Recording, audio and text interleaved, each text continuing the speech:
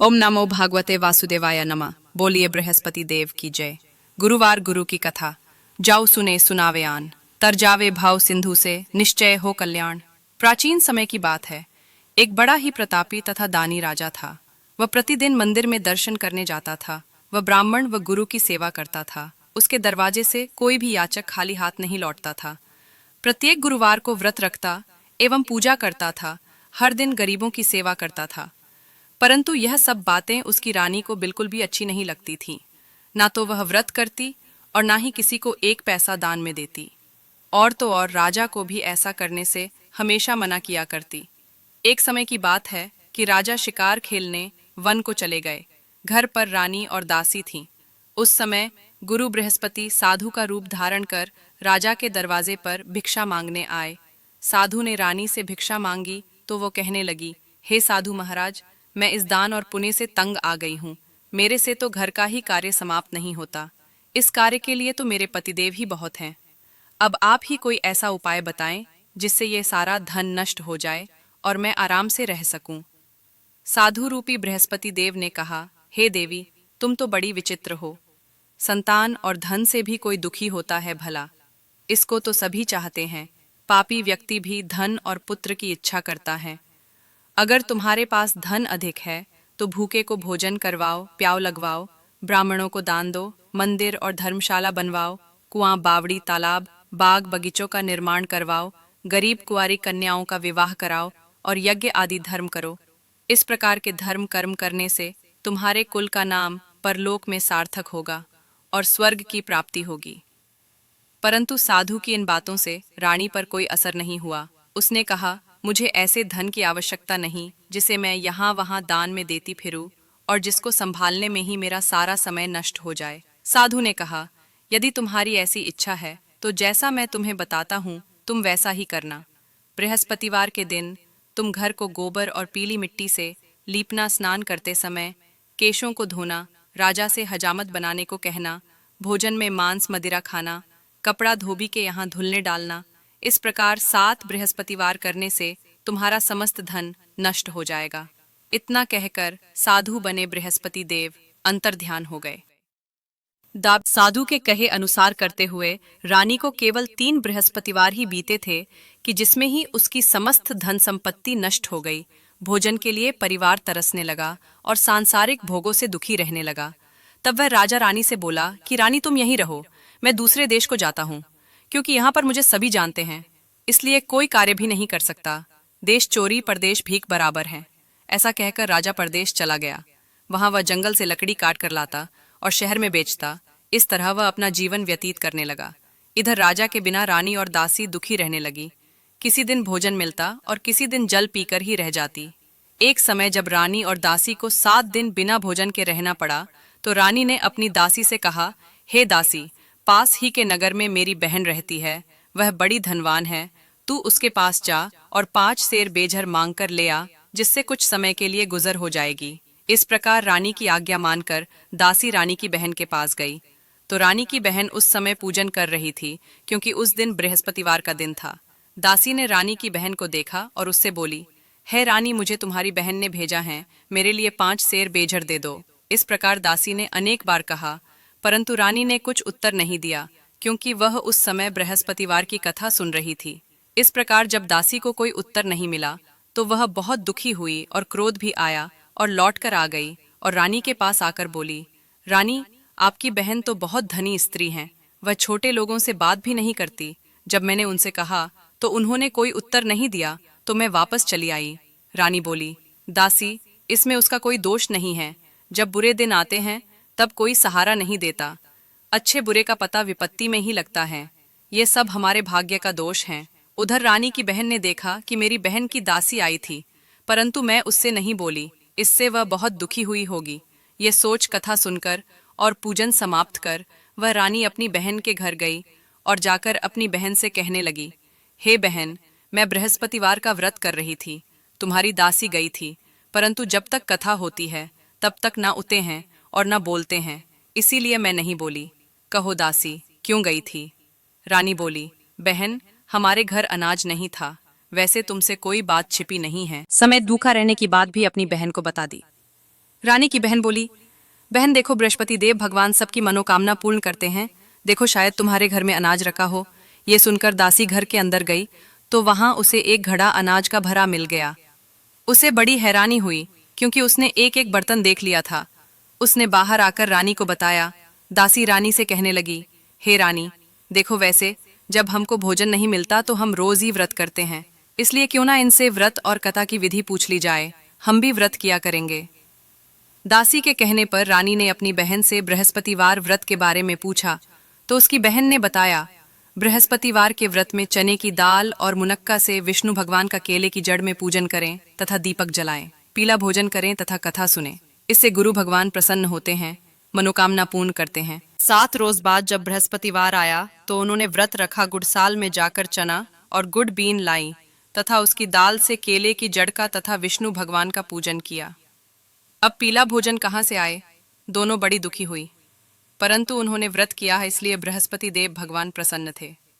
एक साधारण व्यक्ति के रूप में वे 2 थालों में सुंदर पीला भोजन लेकर आए और दासी को देकर बोले, हे दासी, ये भोजन तुम्हारे लिए और तुम्हारी रानी के लिए है, इसे तुम दोनों ग्रहण करना।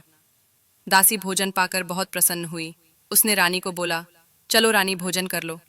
रानी को इस विषय में कुछ भी पता नहीं था, इसलिए वो दासी से बोली, तू ही भोजन कर, क्यों तू मेरी व्यर्थ में हंसी उड़ाती हैं। दासी बोली, एक महात्मा भोजन दे गया है। रानी कहने लगी, वह भोजन तेरे ही लिए दे गया है, तू ही भोजन कर। दासी बोली, वह महात्मा हम दोनों को 2 थालों में भोजन दे गया है, इसलिए हम दोनों ही साथ साथ भोजन करेंगे।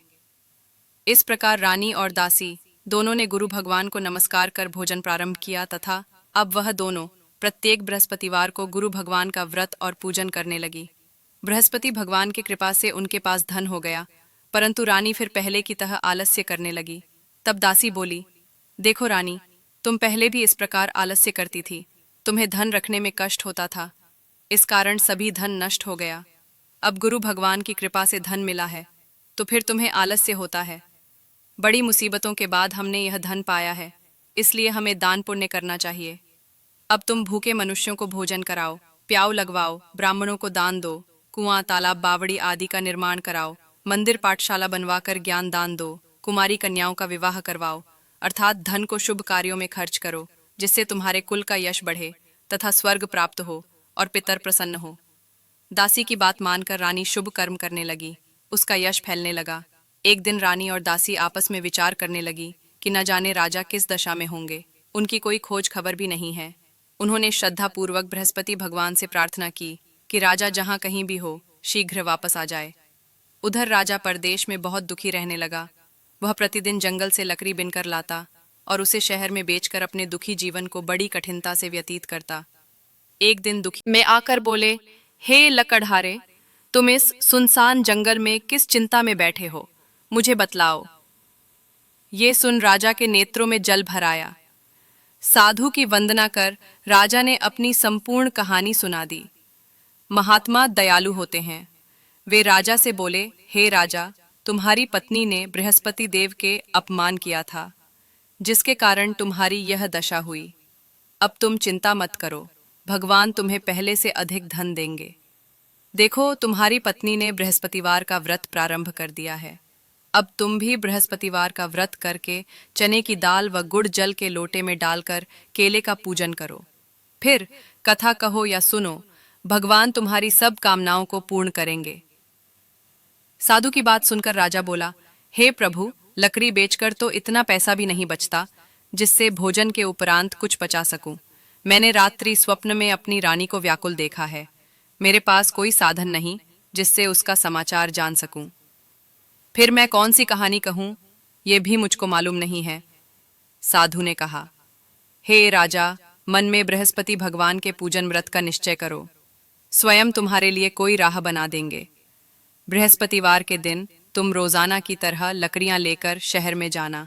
तुम्हें रोज से दुगना धन मिलेगा, जिससे तुम भली भांति भोजन कर लोगे तथा बृहस्पति देव की पूजा का सामान भी आ जाएगा। जो तुमने बृहस्पतिवार की कहानी के बारे में पूछा है वह इस प्रकार है। प्राचीन काल में एक बहुत ही निर्धन ब्राह्मण था। उसके कोई संतान न थी। वह नित्य पूजा पाठ करता। उसकी स्त्री न स्नान करती और न किसी देवता का पूजन करती। इस कारण ब्राह्मण देवता बहुत दुखी रहते थे। भगवान की कृपा से ब्राह्मण के यहाँ एक कन्या रूपी रत्न ने जन्म लिया। कन्या बड़ी होने लगी। वह प्रातः स्नान करके भगवान विष्णु का जप करती, बृहस्पतिवार का व्रत भी करने लगी। पूजा पाठ समाप्त कर पाठशाला जाती तो अपनी मुट्ठी में जौ भर के ले जाती और पाठशाला के मार्ग में डालती जाती। लौटे समय वही जौ स्वर्ण के शेरक्री के हो जाते तो उनको बीन कर घर ले आती। एक दिन वह बालिका सूप में उन सोने के जौ को पटक कर साफ कर रही थी कि तभी उसके पिता ने देख लिया और कहा कि हे बेटी, सोने के जौ देव से सोने का सूप देने की प्रार्थना की। बृहस्पति देव ने उसकी प्रार्थना स्वीकार कर ली। रोजाना की तरह वह कन्या जौ फैलाती हुई पाठशाला चली गई। पाठशाला से लौटकर जब वह जौ बीन रही थी तो बृहस्पति देव की कृपा से उसे सोने का सूप मिला। उसे वह घर ले आई और उससे जौ साफ करने लगी। एक दिन की बात है, कन्या सोने के सूप में जब जौ साफ कर रही थी उस समय उस नगर का राजकुमार वहां से निकला। कन्या के रूप और कार्य को देखकर वह उस पर मोहित हो गया। राजमहल आकर वह भोजन तथा जल त्याग कर उदास होकर लेट गया। राजा को जब राजकुमार द्वारा अन्न जल त्यागने का समाचार प्राप्त हुआ तो अपने मंत्रियों के साथ वह अपने पुत्र के पास गया और बोला, पुत्र, तुम्हें किस बात का कष्ट है? किसी ने तुम्हारा अपमान किया है अथवा कोई कारण है? सो कहो, मैं वही कार्य करूंगा जिससे तुम्हें प्रसन्नता हो। अपने पिता की राजकुमार ने बातें सुनी तो वह बोला, मुझे आपकी कृपा से किसी बात का दुख नहीं है। किसी ने मेरा अपमान नहीं किया है, परंतु मैं उस लड़की से विवाह करना चाहता हूँ जो सोने के सूप में जौ साफ कर रही थी। यह सुन राजा आश्चर्य में पड़ा और बोला, बेटा, इस तरह की। मंत्री उस लड़की के घर गया और ब्राह्मण की कन्या का विवाह राजकुमार के साथ संपन्न हो गया। कन्या के घर से जाते ही ब्राह्मण के घर में पहले की भांति गरीबी का निवास हो गया। फिर भी ब्राह्मणी पर इसका कोई असर नहीं हुआ। वो तो पहले की भांति ही रहती थी। एक दिन दुखी होकर ब्राह्मण अपनी पुत्री से मिलने गए। बेटी ने पिता की अवस्था को देखा और अपनी माँ का हाल पूछा। ब्राह्मण ने सभी हाल कह सुनाया। कन्या ने बहुत सा धन देकर अपने पिता को विदा कर दिया, लेकिन कुछ दिन बाद फिर वही हाल हो गया। ब्राह्मण फिर अपनी कन्या के यहाँ गया और सभी हाल कहा तो पुत्री बोली, हे पिताजी, आप माताजी को यहाँ लिवा लाओ। मैं उन्हें वो विधि बता दूंगी जिससे गरीबी दूर हो जाए। ब्राह्मण देवता अपनी स्त्री को साथ लेकर अपनी पुत्री के पास राजमहल पहुंचे तो पुत्री अपनी माँ को समझाने लगी, हे माँ, तुम प्रातः काल स्नान आदि करके विष्णु भगवान का पूजन करो तो सब दरिद्रता दूर हो जाएगी।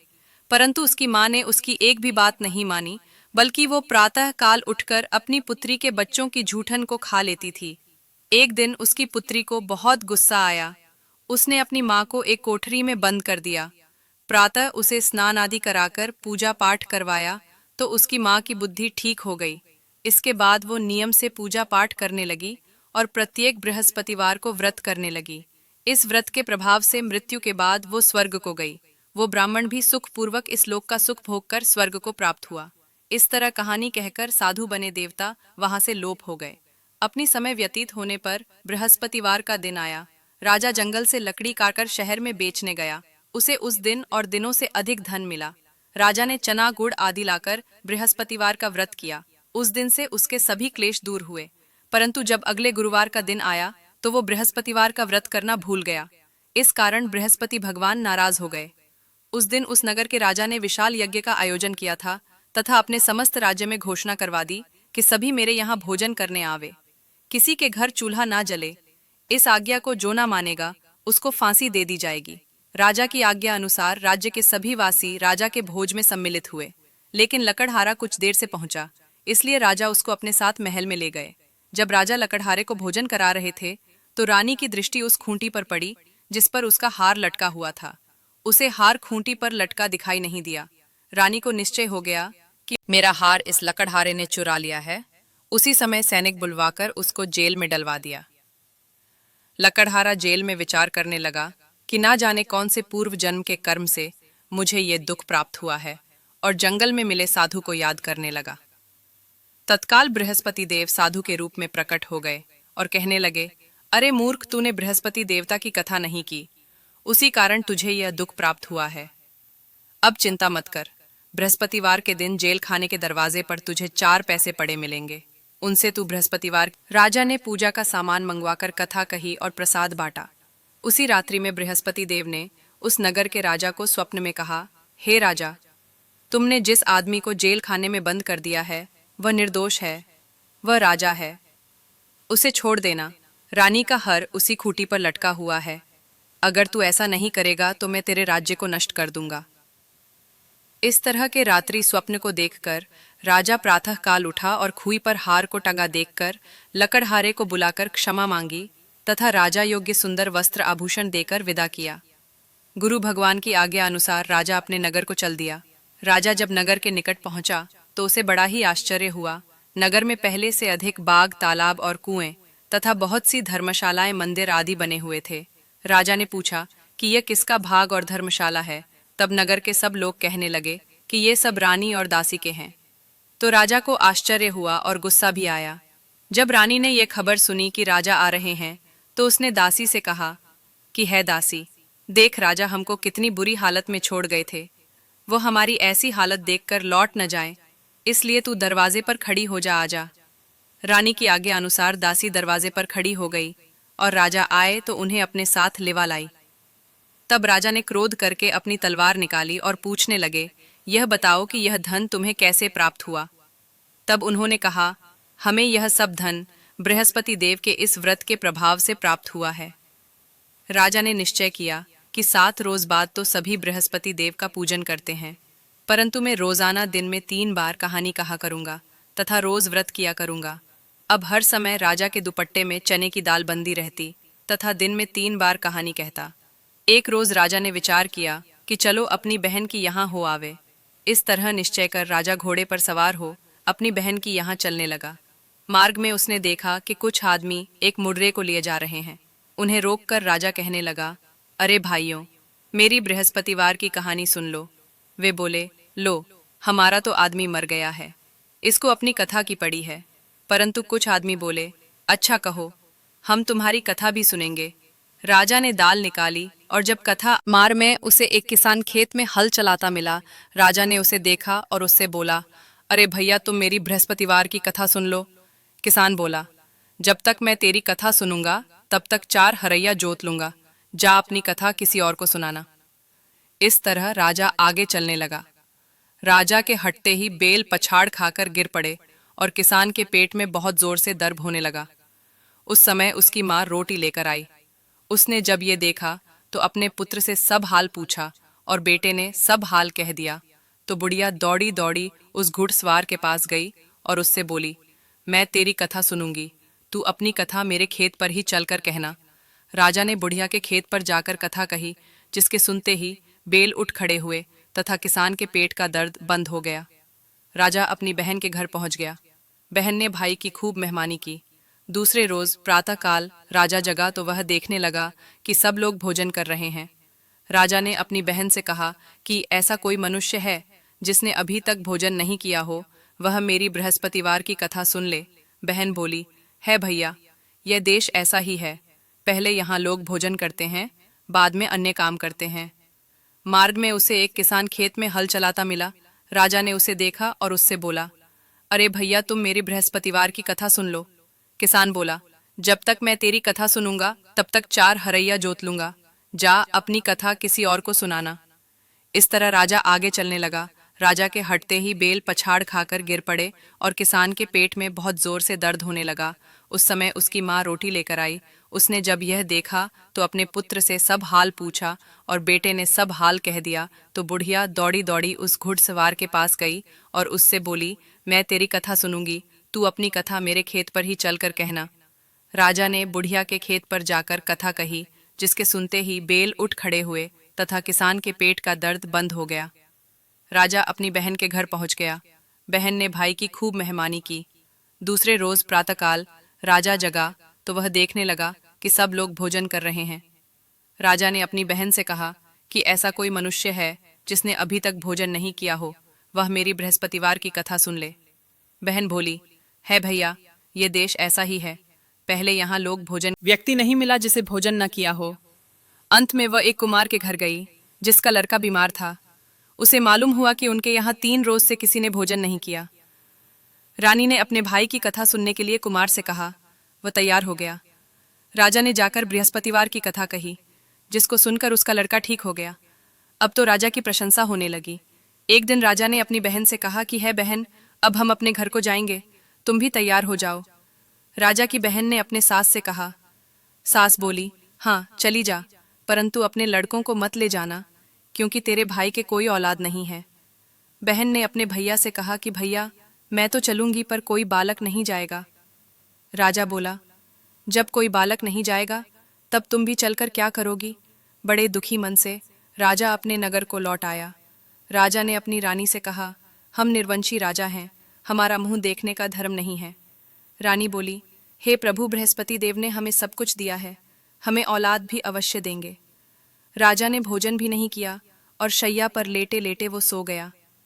उसी रात को बृहस्पति देव ने राजा को स्वप्न में कहा, है राजा उठ, सभी सोच को त्याग दे, राजा तेरी रानी गर्भ से है। राजा को यह बात सुनकर बड़ी खुशी हुई। 9 महीने में रानी के गर्भ से एक सुंदर पुत्र पैदा हुआ। तब राजा बोला है, रानी, स्त्री बिना भोजन के रह सकती है, परंतु बिना कहे नहीं रह सकती। जब मेरी बहन आए तो तुम उससे कुछ मत कहना। रानी ने हाँ कर दी। जब राजा की बहन ने यह शुभ समाचार सुना तो वह बहुत खुश हुई तथा बधाई लेकर अपने भाई के यहाँ आई। तब रानी ने राजा की बहन से कहा कि घोड़ा चढ़कर तो नहीं आई, गधा चढ़ी आई। राजा की बहन बोली, भाई, मैं इस प्रकार न कहती तो तुम्हारे घर औलाद कैसे होती। बृहस्पति देव ऐसे ही है, जैसी जिसके मन में कामनाएं हैं सभी को पूर्ण करते हैं। जो सद्भावना पूर्वक बृहस्पतिवार का व्रत करता है एवं कथा पढ़ता है अथवा सुनता है और दूसरों को सुनाता है, बृहस्पति देव उसकी सभी मनोकामनाएं पूर्ण करते हैं। भगवान बृहस्पति देव उनकी सदैव रक्षा करते हैं। संसार में सद्भावना से भगवान जी का पूजन व्रत सच्चे हृदय से करते हैं तो उनकी सभी मनोकामनाएं पूर्ण करते हैं। जैसी सच्ची भावना से राजा और रानी ने उनकी कथा का गुणगान किया तो उनकी सभी इच्छाएं बृहस्पति देव जी ने पूर्ण की। इसलिए सबको कथा सुनने के बाद प्रसाद अवश्य लेना चाहिए। सच्चे हृदय से उनका मनन करते हुए जयकारा बोलना चाहिए। बोलिए बृहस्पति देव भगवान की जय। दोस्तों, ये थी गुरु बृहस्पति देव की संपूर्ण कथा। मैं आप सभी से हाथ जोड़कर निवेदन करती हूँ कि आप दिव्य टेल्स चैनल को सब्सक्राइब कर पास वाले बेल आइकन को प्रेस कर दीजिएगा, ताकि आप सभी को नई वीडियो का नोटिफिकेशन सबसे पहले मिल सकें।